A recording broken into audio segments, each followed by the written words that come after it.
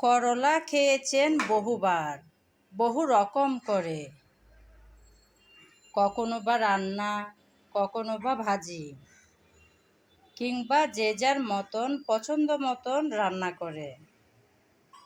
আমি নিশ্চিত কেউ এখনো অবধি এভাবে খাননি করলা। যদি না খেয়ে থাকেন, সত্যি দারুণ কিছু একটা মিস করবেন। এত সুন্দর মজার এই রেসিপিটা যদি দেখতে চান, তাহলে আমার চ্যানেলের সঙ্গে থাকুন। নমস্কার বন্ধুরা, কেমন আছেন সবাই? আশা করি সবাই ভালো আছেন, সুস্থ আছেন আর নিরাপদে আছেন। আমিও আছি মোটামুটি। প্রতিদিনের মতন আজকেও চলে আসলাম নতুন একটা রেসিপি সঙ্গে নিয়ে। আজকে বানাবো করলা দিয়ে দারুণ স্বাদের একটা রেসিপি। সেজন্য আমি এখানে একটা করলা নিয়ে এসেছি। করলাটাকে প্রথমে আমি এভাবে টুকরা টুকরা করে কেটে নিলাম। এই যে দেখুন বন্ধুরা, আমি একটা করলাকে এভাবে 4 পিস করে কেটে নিয়েছি। এখন মাঝখান বরাবর কেটে নেব। এভাবে করে 4টা করলার পিস মাঝখান বরাবর কেটে নিচ্ছি। করলা তো কম বেশি সবাই খেয়ে থাকে। সবাই সবার পছন্দ মতন করে রান্না করে থাকেন। নিশ্চয়ই এভাবে কোনো সময় খাওয়া হয়নি। একবার চাইলে ট্রাই করে দেখতে পারেন আমার এই রেসিপিটা ফলো করে। ভীষণ মজার কিন্তু। সবগুলো করলার পিস এভাবে করে আমি মাঝখান বরাবর কেটে নিলাম।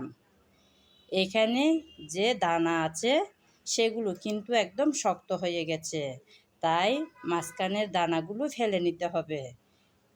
ফেলে দিতে হবে এই দানাগুলো। এভাবে হাত দিয়ে নিতে গেলে অনেক সময় নখে কিন্তু অনেক সময় আঘাত লাগে। এই কাজটা চাইলে আমরা একটা চামচের সাহায্যে অনেক সহজে করে নিতে পারি। এভাবে একটা চামচ দিয়ে এভাবে টেনে নিলেই খুব সুন্দর করে সবগুলো দানা বেরিয়ে গেল। এভাবে করে সবগুলো আমি পরিষ্কার করে নেব। দেখুন বন্ধুরা, কত সহজে আমি পরিষ্কার করে নিচ্ছি। খুব অল্প সময়ে করে নেওয়া যাচ্ছে চামচ দিয়ে করার কারণে।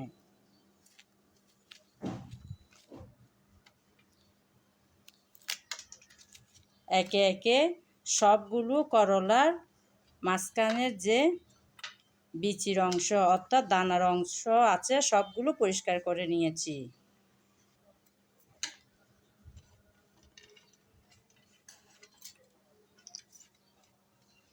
এখন আমি এই করলাগুলো আবার এভাবে মাঝখান বরাবর কেটে নেব।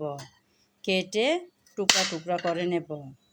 এভাবে টুকরা টুকরা করে কেটে তারপর ফিরে আসব বন্ধুরা আপনাদের মাঝে। ততক্ষণ বন্ধুরা আপনারা আমার সঙ্গে থাকুন। এই যে দেখুন বন্ধুরা, এভাবে করে ডুমু ডুমু সাইজ করে সব কেটে নেব।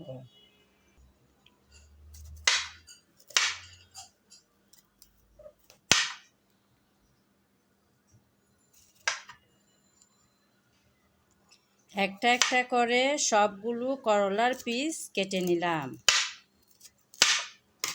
এখন চলে যাব পরবর্তী কাজে। রেসিপিটা করার জন্য চুলায় একটা প্যান বসিয়ে দিলাম। তাতে দিয়ে দিলাম কিছুটা পরিমাণ তেল। তেল হালকা গরম হয়ে আসছে। গরম তেলে দিয়ে দিলাম কয়েকটা লাল শুকনো মরিচ। মরিচ দেওয়ার পর নেড়ে চেড়ে ভেজে নিতে হবে। এমনভাবে ভাজতে হবে যেন ভেতর অবধি ভালোভাবে ভাজা হয়। লাল শুকনো মরিচের ভেতরের দানা যদি ভাজা হয়, খুব সুন্দর একটা ফ্লেভার লাগে যখন মুখে কিংবা দাঁতে পড়ে। তাই ভেতর অবধি যাতে ভালোভাবে ভাজা হয় সেভাবে ভাজতে হবে। কিছুক্ষণ নেড়ে চেড়ে মরিচ ভেজে নিলাম। এখন তেল থেকে তুলে নেব।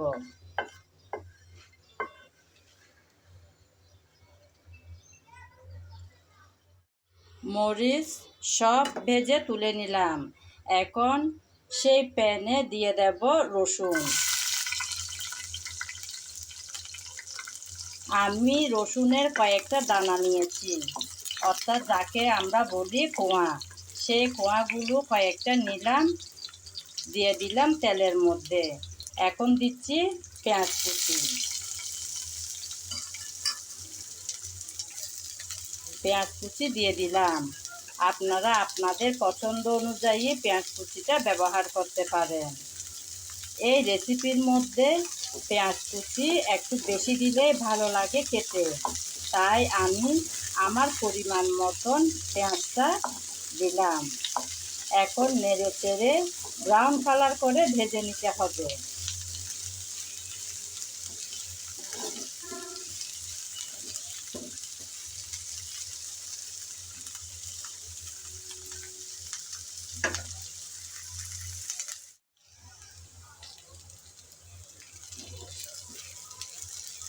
কিছুক্ষণ সময় ধরে নেড়ে চেড়ে পেঁয়াজ আর রসুন ভেজে নিলাম। দেখুন বন্ধুরা, পেঁয়াজ আর রসুনের কালার কিন্তু অনেকটাই চেঞ্জ হয়ে গেল। রসুনটাও কিন্তু একটু পোড়া পোড়া হয়ে আসছে, আর পেঁয়াজটাও ব্রাউন কালার হয়ে ভেজে আসলো।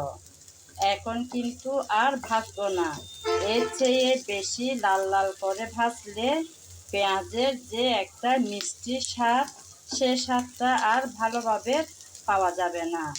একটু তিতা তিতা ভাব চলে আসবে পেঁয়াজ যখন বেশি ভাজা হবে তখন। তাই এই অবস্থায় নামিয়ে নিতে হবে।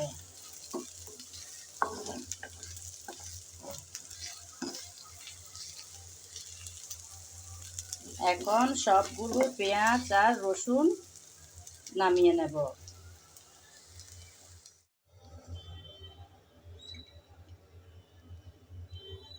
সবগুলো পেঁয়াজ রসুন ভাজা তুলে নিলাম একটা প্লেটে।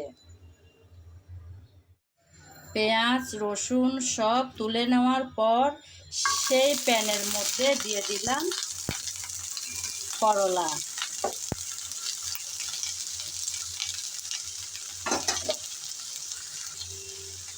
আমি কিন্তু এই করলা ভাজার মধ্যে আর তেল ব্যবহার করব না।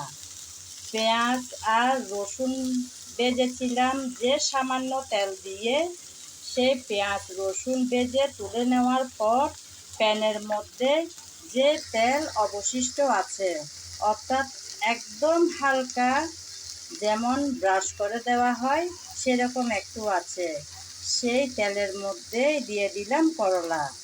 এখন কিছুক্ষণ সময় ধরে চুলার আগুনটা একদম ছোট রেখে এই করলা ভালোভাবে সিদ্ধ হওয়া পর্যন্ত অপেক্ষা করব।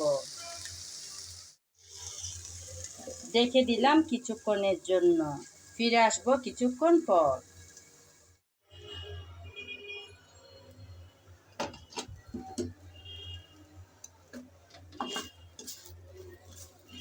কিছুক্ষণ পরে এসে ঢাকনা উল্টিয়ে একটু নেড়ে চেড়ে নিচ্ছি। যেহেতু তেল ব্যবহার করা হয়নি, তাই পুড়ে যাওয়ার সম্ভাবনা থাকতে পারে। কিছুক্ষণ পর পর এসে একটু নেড়ে চেড়ে মিশিয়ে নিতে হবে।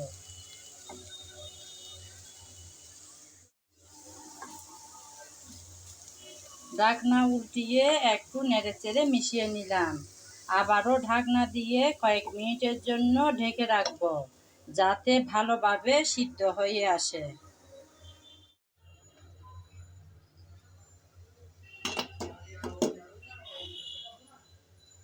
আবারও কিছুক্ষণ পর আসলাম বন্ধুরা। দেখুন বন্ধুরা, করলার কালার কিন্তু একদম চেঞ্জ হয়ে গেল। আমার এই করলা ভালোভাবে সিদ্ধ হয়ে আসছে। এখন প্যান থেকে সব করলা নামিয়ে ঠান্ডা করে নেব।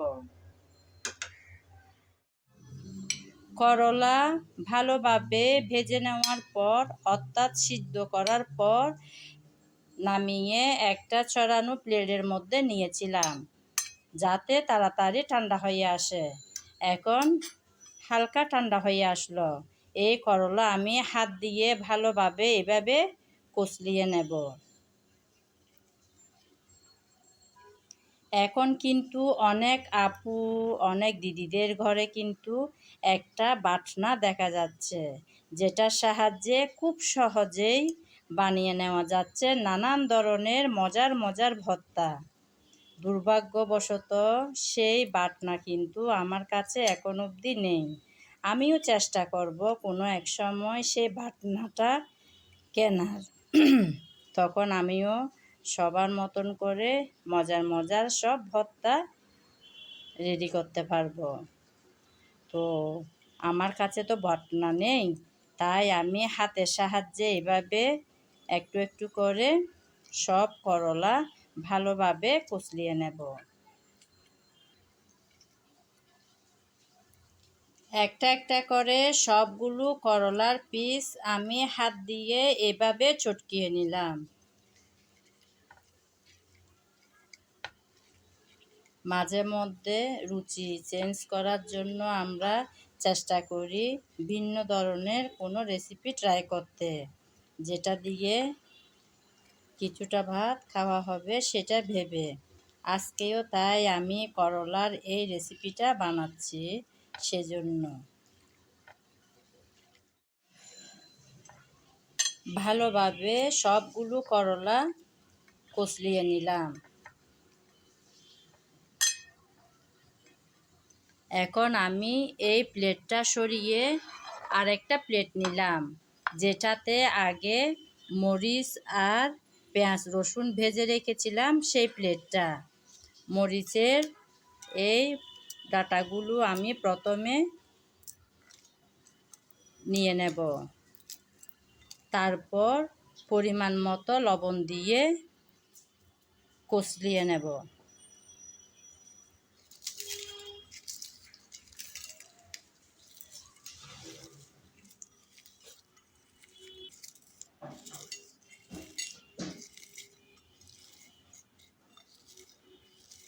লবণ দিয়ে মরিচ কচলিয়ে নিলাম।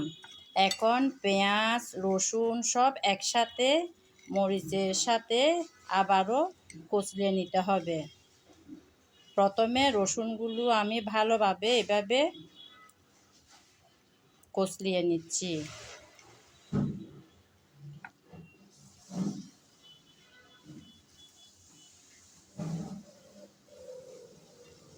এখন পেঁয়াজ রসুন মরিচ সব একসাথে ভালোভাবে এভাবে কচলিয়ে নেব।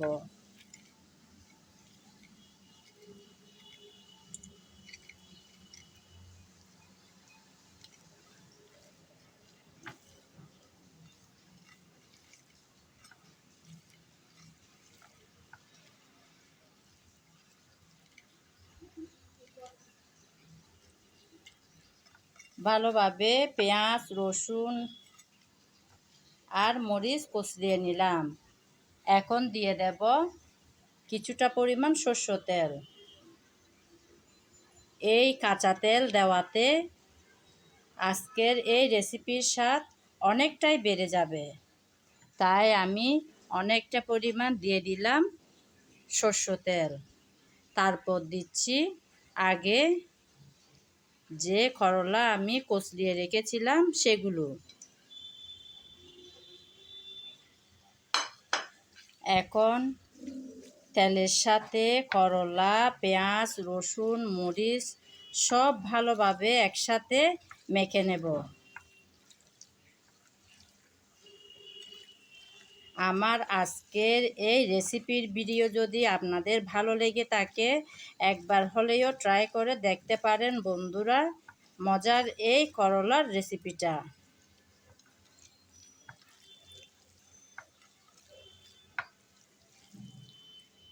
এভাবে মিশাতে মিশাতে রেডি হয়ে যাচ্ছে আমার আজকের এই মজার রেসিপি। দেখুন বন্ধুরা কতই না দেখতে লোভনীয় দেখাচ্ছে। ভালোভাবে আমি সব মেখে নিলাম।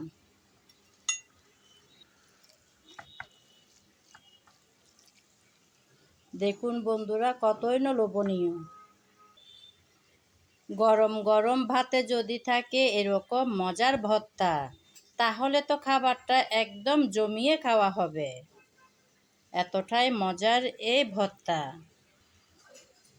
রেডি হয়ে যাওয়ার পর খাওয়ার জন্য আমি রেডি করে নিচ্ছি।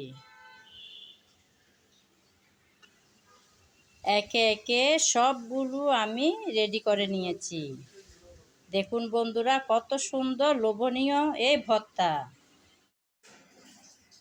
রেডি হয়ে যাওয়ার পর মজাদার এই ভর্তা আপনাদেরকে পরিবেশন করে দেখালাম বন্ধুরা। দেখুন বন্ধুরা, দেখতে কতই না লোভনীয় দেখাচ্ছে। হ্যাঁ বন্ধুরা, এই রেসিপিটা দেখতে যেমন সুন্দর, খেতেও হয় অসাধারণ। অনেকজনকে দেখা যায় তিতার ভয়ে করলা পছন্দই করে না খেতে। তাদেরকে যদি এভাবে বানিয়ে দেওয়া যায় না, অবশ্যই খাবে, গ্যারান্টি দিলাম আমি। এতক্ষণ যাবৎ যারা আমার সঙ্গে ছিলেন, আমার ভিডিও জুড়ে ছিলেন, তাদেরকে জানাই অসংখ্য অসংখ্য ভালোবাসা। আগামী ভিডিও দেখার আমন্ত্রণ জানিয়ে আজ এখানেই বিদায় নিলাম। সবাই ভালো থাকবেন, সুস্থ থাকবেন আর নিরাপদে থাকবেন।